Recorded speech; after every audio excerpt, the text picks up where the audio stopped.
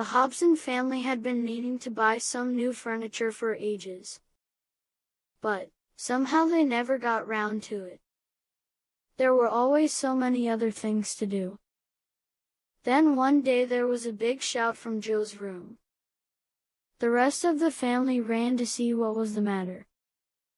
Joe's desk had collapsed.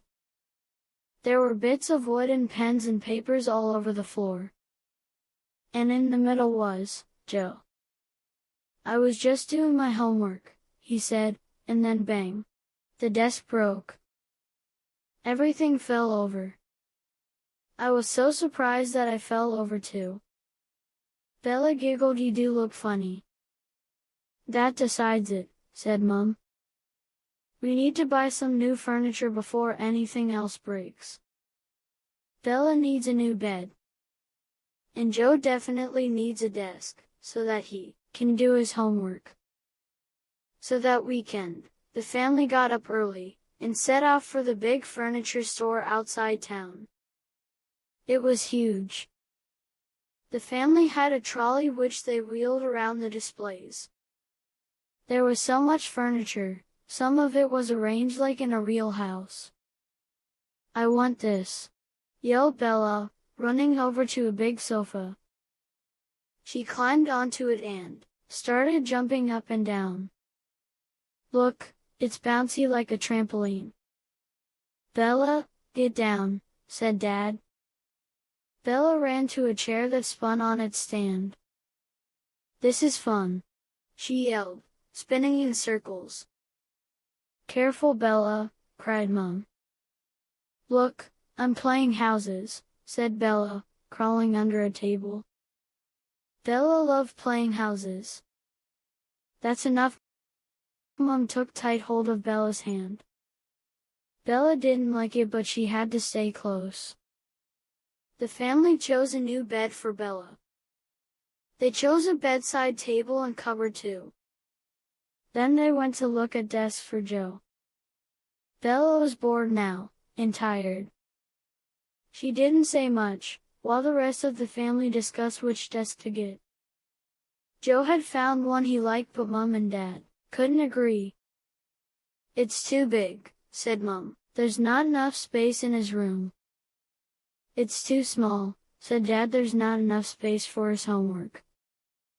"I think it's just right," said Joe. "Let's get a cup of tea while we try and decide," said Mom. "There's a cafe in the store." Dad thought this was a good idea. He needed to sit down, he said, and Joe really wanted a milkshake. "What do you think, Bella?" asked Mom. Then she looked round. "Where is she? I bet she's jumping on the sofa." But there was no sign of Bella on the sofa.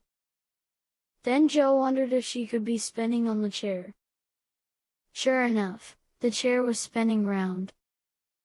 But when he looked more closely, he saw it was a different child, not Bella. Mom and Dad were really worried now. "Where can she have gone?" asked Mom. "I told her to stay right next to us." "She's never done anything like this before," said Dad. Joe felt worried too. What could have happened to Bella? Suddenly, Joe spotted something. "I think she did stay right next to us." He pointed at the floor and they all saw Bella's foot. It was poking out from underneath the desk Joe wanted. They crouched down and peered underneath.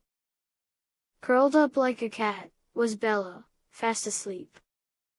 When Joe nudged her, she woke up and came crawling out. "What were you doing?" Joe asked. Bella yawned. "I was seeing if your new desk was big enough to play houses," said Bella, "and it is." Mom and Dad told Bella she must never do anything like that again. Though, as Bella pointed out, she hadn't meant to fall asleep. Mom and Dad weren't too annoyed. After all, it had been an accident. They bought the desk, and then they let Joe and Bella choose milkshakes in the cafe. Joe had banana flavor and Bella chose strawberry. Yum yum.